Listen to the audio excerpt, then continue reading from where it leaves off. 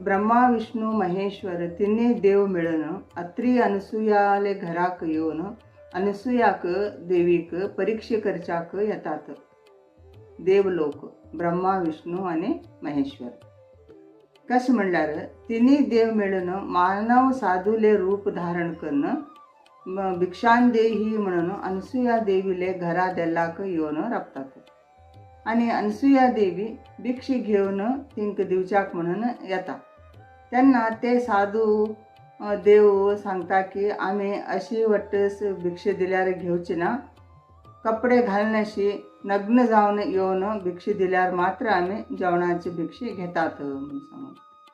त्यांना तिका एकदम आश्चर्य जाता, हे साधू लोक हे किती मागणे करते असतात म्हणून सांगून. आणि ती विचार करता की हे साधा लोक न्ही, हेने देवतात असा